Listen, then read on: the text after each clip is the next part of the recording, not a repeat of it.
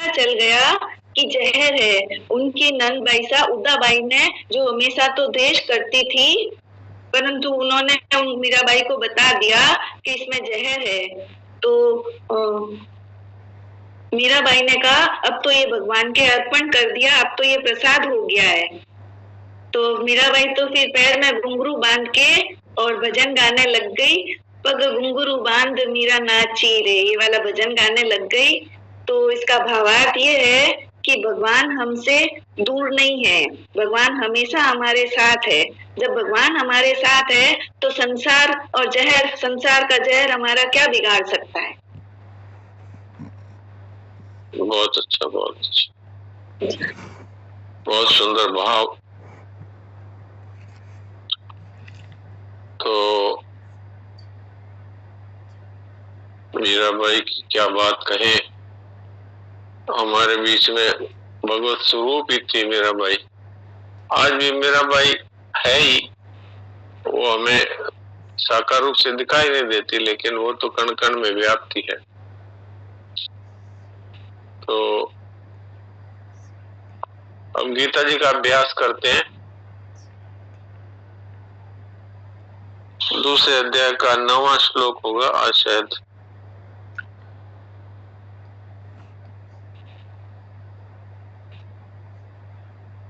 तो पहले मैं श्लोक बोलूंगा और फिर 2 बार श्लोक बोल के फिर अर्थ बोलूंगा। वो तो आप लोग फिर जो जो पाठ करना चाहें वो आप खड़ा करेंगे।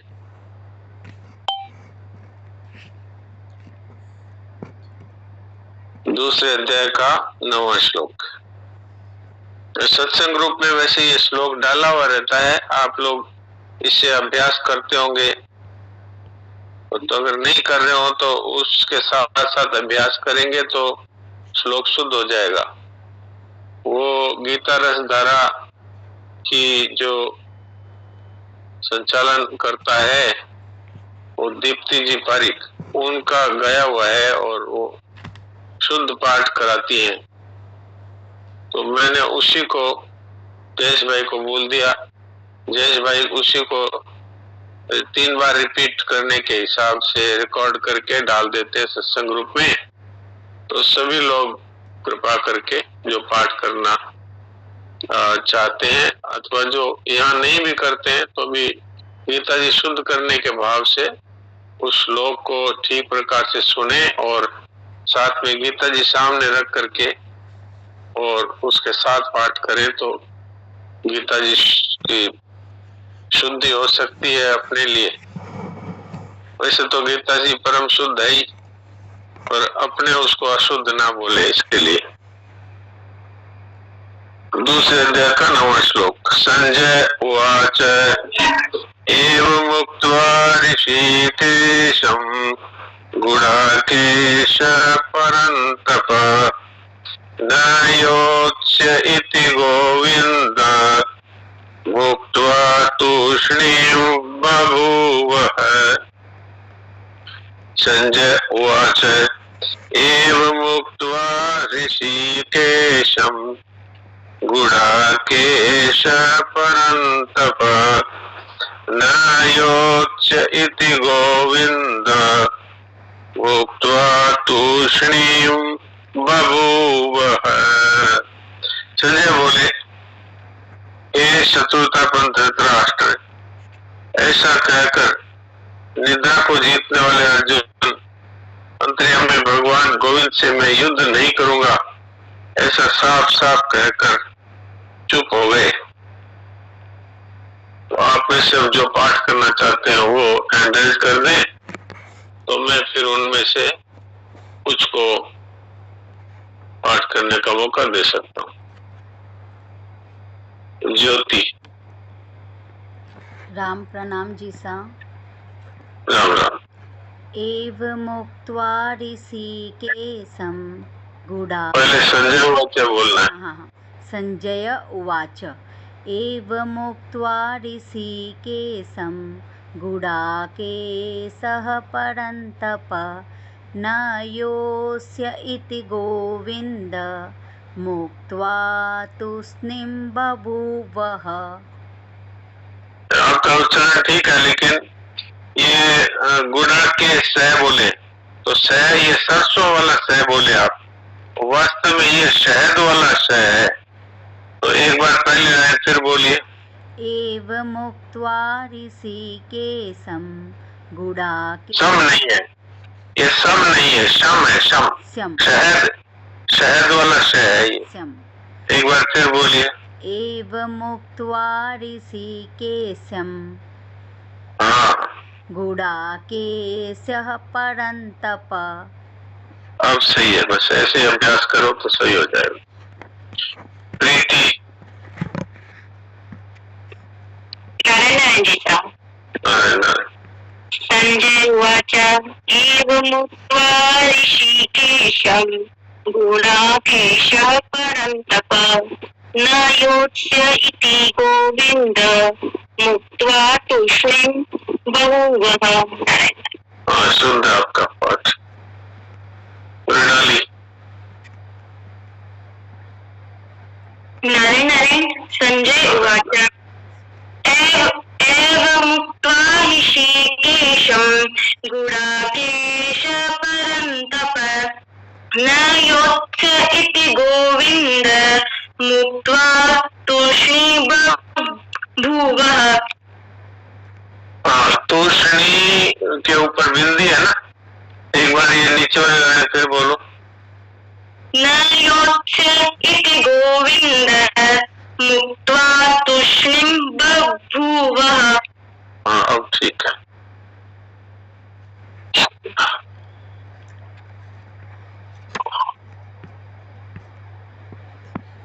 कमला बोलिए। एवमुक्त्वा ऋषिकेशं गुडाकेशः परन्तप न योत्स्य इति गोविन्द मुक्त्वा तूष्णीं बभूवः। हाँ, ठीक है, आपका अच्छा है।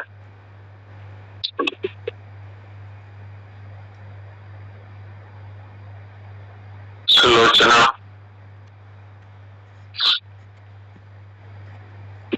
प्रणाम महाराज जी। प्रणाम। संजय वाक्य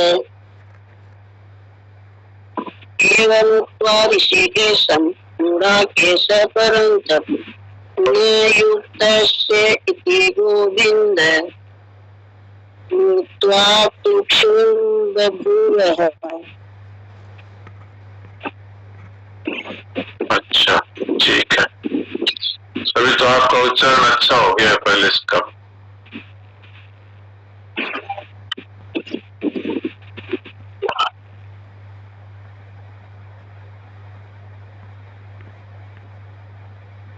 रेखा।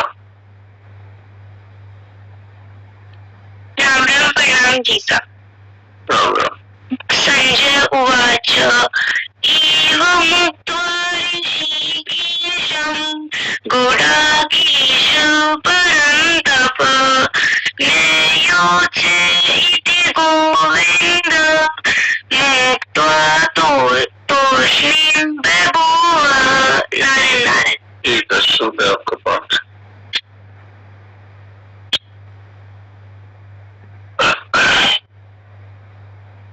सुनील राज जी बोलिए।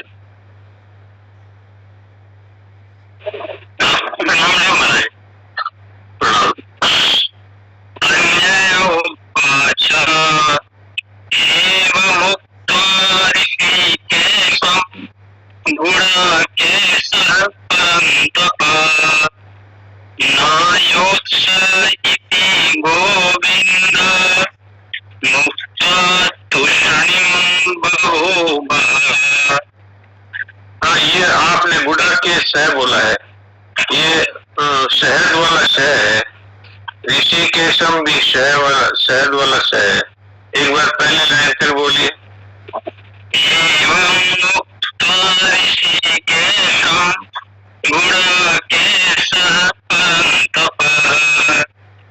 गुड़ा के सह ही बोलिए फिर, और शहद वाला सह बोलिए। अच्छा, शहर कैसे बोलते हैं आप, एक बार बोलिए। शहर ही बोलते हैं। तो आपके दिमाग में घुस गया। हाँ, अगर करेंगे तो होगा। मेरे पीछे बोलिए, शहद। शहद, शहद, शहद, शहद नहीं, और आप इसको ये मिलाइए इसके साथ तो होगा शहद। शहद, हाँ, अब आप बोल गए।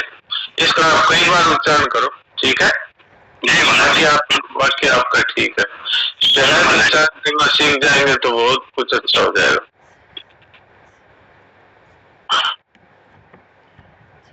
नारायण नारायण। अच्छा, सविता जी बोलिए।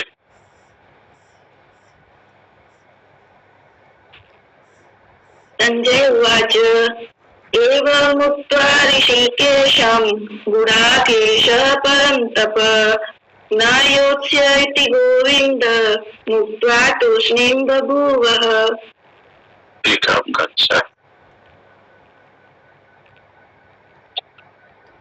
सुनीता।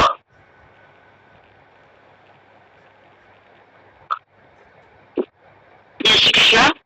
जय श्री कृष्ण। संजय उवाच एवमुक्त्वा ऋषिकेशं गुडाकेशः परन्तप न योत्स्य इति गोविन्दं मुक्त्वा तूष्णीं बभूवः। आपका ठीक है, लेकिन आप इसमें अपने संधि विच्छेद करके नहीं बोलते। गोविंदम नहीं बोलना है। गोविंद, हाँ, गोविंद मुक्त तुष्ण बबुआ। वैसे आपका उच्चारण अच्छा है, बस इसमें ये ध्यान रखना है कि जब हम बोल रहे हैं तब अक्षरों को तोड़ नहीं सकते और शब्द को भी तोड़ नहीं सकते। यहाँ गोविंद और मुक्तवा अलग अलग है। इसको गोविंदम उक्तवा अगर बोलेंगे तो यह शुद्ध होगा बोलने में। लिखने में जब संधि विच्छेद करते हैं तब कर सकते हैं, लेकिन बोलते समय इसको जैसा लिखा हो वैसे ही बोलना है। बाकी आपका ठीक है। हाँ, ठीक।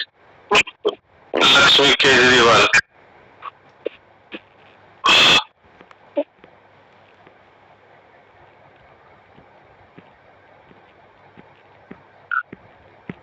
हाँ, लक्ष्मी जी बोलिए।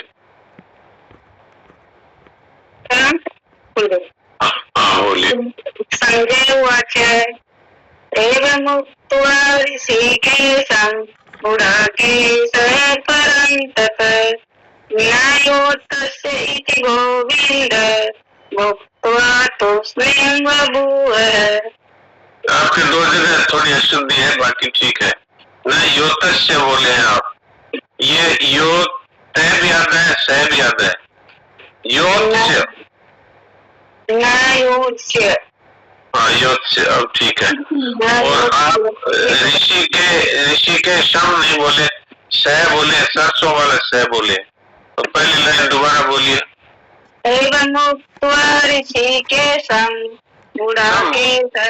सम बोल रहे, सम नहीं है ये। शय आधा और ये ऐसे मिला के शय बोलते। ऋषिकेशम गुडाकेश। एवमुक्त्वा ऋषिकेशं। हाँ, अब सही है। गुडाकेशः परन्तप। हाँ, अब ठीक है। बस ऐसा ही अभ्यास करिए, फिर सही हो जाएगा। नारायण नारायण नारायण।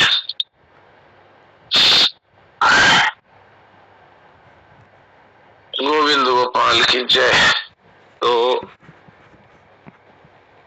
आज बारी तो मुख्य सत्संग नीतियों की है, लेकिन संतोष भाई से पत्र पढ़वाते हैं क्योंकि कल इनकी बारी में आ नहीं पाया। फिर समय बचेगा तो मुख्य सत्संग नीतियों करेंगे, नहीं तो वो भी फिर कल। तो एक एक आगे सर जाएगा।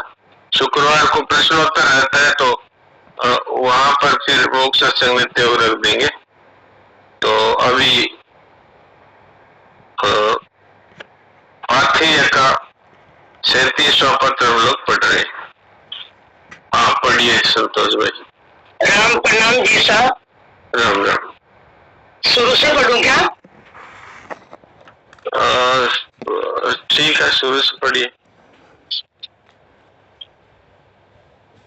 वास्तव में तो पहला पहला पहला पैरा पढ़ लिया था, दूसरा और तीसरा पैरा पढ़ना है। ठीक है। राम राम। निसंदेह प्रीति किसी भाषा तथा भाव के द्वारा व्यक्त नहीं की जा सकती और न बिना कुछ कहे रहा ही जाता है। ये प्रीति की विलक्षणता है।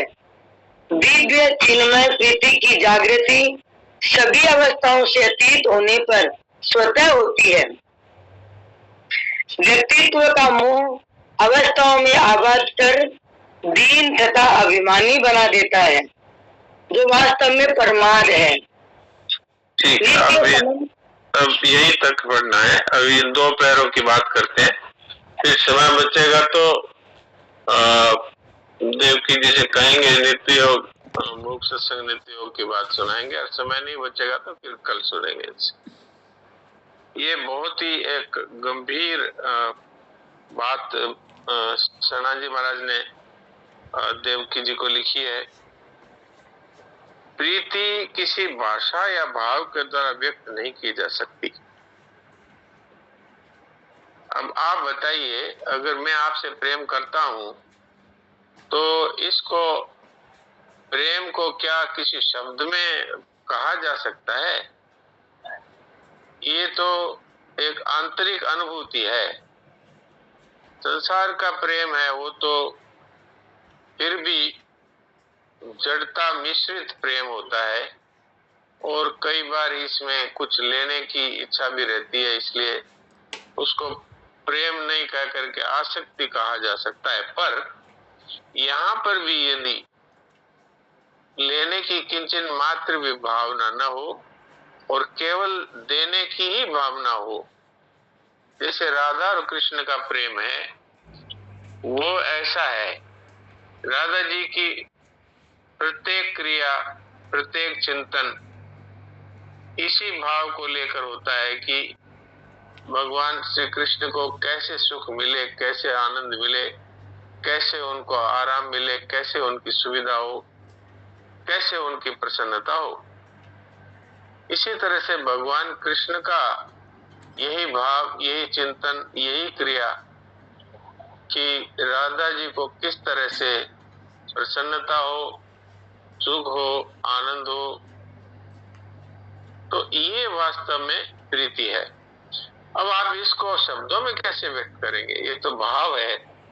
आप ये कह सकते हैं कि मैं आपसे प्रेम करता हूं बस, लेकिन इससे तो प्रेम की वास्तविक परिभाषा नहीं हुई कुछ भी, और अनुभव तो हुआ ही नहीं, क्योंकि ये तो प्रेमी और प्रेमास्पद ही इस भावना को अनुभव करते हैं। बाकी तो शब्द है वो तो ऐसी बात कही है कवियों ने, तुलसीदास जी महाराज ने भी कही है, गिरा अनयन नयन बिनु पानी। अब जैसे सीता जी और राम जी है, वो एक दूसरे को बिना परिचय के ही एक दूसरे को पहचान लेते हैं पुष्प वाटिका में। तो उसका वर्णन कैसे करें? जीव है, उसके तो आंख नहीं है, और आंख है, उसके जीव नहीं है, तो वर्णन नहीं हो सकता। ये तो अनुभव है। मैं कई बार उदाहरण देता हूं कि हमारे पास वाणी भी है और हमारे पास वस्तु भी है। अब उसका स्वाद आप वाणी से नहीं बता सकते। जैसे इसको गूंगे का गुड़ कहा है, प्रेम को। अब गूंगा है, वो गुड़ का स्वाद कैसे बताएगा? कोई कहे कि वो तो गूंगा है इसलिए नहीं बता सकता। मैं तो कहता हूं कि आप और हम जो गूंगे नहीं है वो भी नहीं बता सकते। अगर पूछा जाए कि भाई गुड़ का स्वाद कैसा है बताइए, आपने गुड़ खाया? हाँ खाया। तो आप हमको स्वाद बताइए कैसा है, तो आप नहीं बता सकते। अगर वो सामने वाला प्रश्न करे क्या चीनी जैसा है, तो आप कहेंगे नहीं। तो फिर क्या वो अंगूर जैसा है? बोले नहीं। तो वो क्या किशमिश जैसा है? बोले नहीं। अब आप कुछ भी बोलते जाएं, वो यही कह सकता है वाणी से गुड़ जैसा है। अब आपका प्रश्न यही था कि गुड़ कैसा है, और उसका उत्तर भी है कि गुड़ जैसा है। तो अब बात क्या हुई कि वो स्वाद बता नहीं सकता। कोनी क्या? संतोष भाई, आप अपना माइक बंद कर लीजिए, आपकी आवाज आ रही है। तो जब प्राकृतिक वस्तुओं का भी जो कि एक स्वाद है, उसको भी बता नहीं सकते, तो आंखें जो देख रही है और मन जिसको ग्रहण कर रहा है, बुद्धि जिसका विश्लेषण कर रही है, उसको शब्दों में कैसे कह सकते? प्रेम एक अनुभूति है, और ये अनुभूति बिना कुछ कहे प्रेमी और प्रेमास्पद के बीच में इसका आदान प्रदान होता है। तो सांसारिक प्रेमियों की बातें हम सुनते हैं, इसमें और उस प्रेम में आसमान और जमीन का अंतर है। अब बताइए, राधा कृष्ण का प्रेम कोई शब्दों में कैसे कह देगा? सीताराम जी का प्रेम कोई शब्दों में कैसे बता देगा?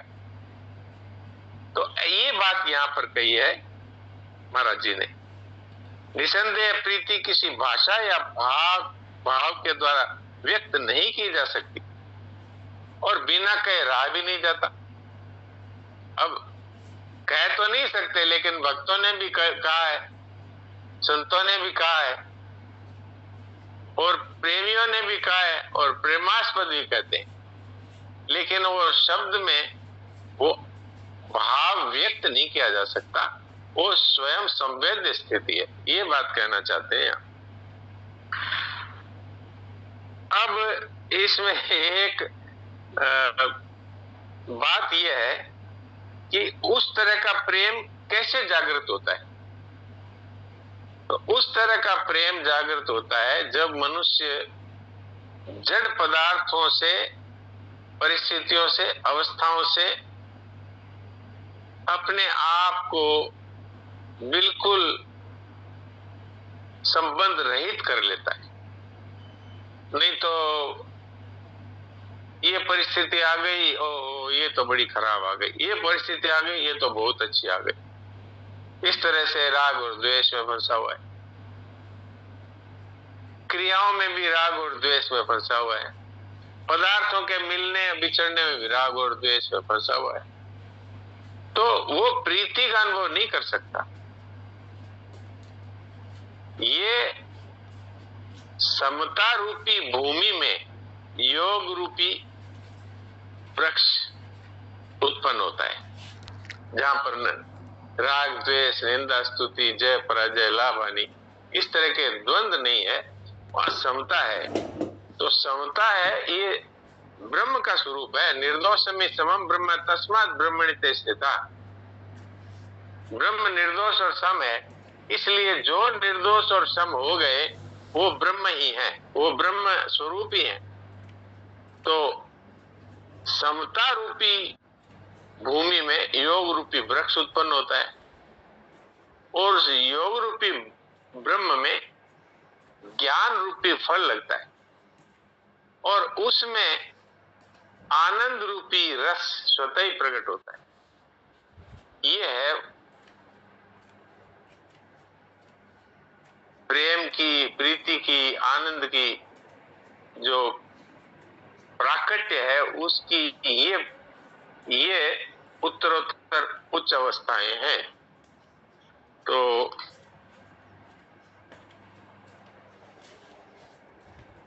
अब क्या है, हम लोगों की स्थिति क्या है, उसका वर्णन किया है महाराज जी ने दूसरे पैराग्राफ में। ये 2 लाइन का ही पैराग्राफ है। व्यक्तित्व का मोह मनुष्य को अवस्थाओं में आबद्ध कर दीन अथवा अभिमानी बना देता है। खूब धन आ गया तो अभिमान हो गया, धन चला गया तो दीनता आ गई। तो जड़ता से जब तक हम संबंध रखेंगे, तब तक हमारे में प्रेम का उदय तो दूर की बात है, शांति और अमरता का भी अनुभव नहीं होगा। तो इसलिए ये जो व्यक्तित्व का मोह है, मैं भी कुछ हूं, या इसको शास्त्रीय भाषा में अहम, जब तक अहम रहेगा तब तक प्रीति की जागृति नहीं होगी। ये मूल बात कही। तो अहम क्या चीज है? ये शरीर मैं हूं, बस। अब बताइए, हाड़ मांस चमड़ी मलमूत्र यही मैं हूं? इस तरह बोले तो कहते हैं ये तो मैं नहीं हूं। तो फिर अभी तक आप क्या मान रहे थे? यही मैं हूं। तो वही तो मान रहे थे, हाड़ मांस चमड़ी मलमूत्र। अब वो जब नाम ले लिया तो कहा नहीं ये तो मैं नहीं हूं। तो अभी तक क्या मान रहे थे? अभी तक तो यही मान रहे थे। नाम जाति और जोड़ लो, इसमें पद जोड़ लो और वर्णाश्रम जोड़ लो। ये सब क्या है? ये सब है वो जो उत्पन्न और नष्ट होते हैं। अब इसी को कह दिया यही मैं हूं। अब बताइए, अब यहां प्रीति कैसे जागृत होगी? व्यक्तित्व का जहां मोह है वहां पर प्रेम की बात तो बहुत दूर है। वहां पर शांति और अमरता का अनुभव नहीं होता। वहां तो अशांति है, दुख है, जलन है, चिंता है, भय है, शोक है, सब कुछ यही है। समस्त विकार, एक विकार में सारे विकार भरे हुए। जैसे अगर कोई ममता को पकड़ के रखता है तो उसमें सब विकार आ जाते हैं। ऐसे ही कोई कामना को पकड़ लेता है तो उसमें सब विकार आ जाते हैं। और अहम तो पूरे संसार की जड़ है, वो तो सारे विकारों का मूल है। तो इसलिए अगर किसी को प्रीति की जागृति चाहिए तो व्यक्तित्व का नाश करना पड़ेगा, अर्थात अहंकार का नाश करना पड़ेगा। तो साहब आज का समय तो पूरा होने को है, इसलिए थोड़ी देर के लिए हम लोग चिंतन रहित, क्रिया रहित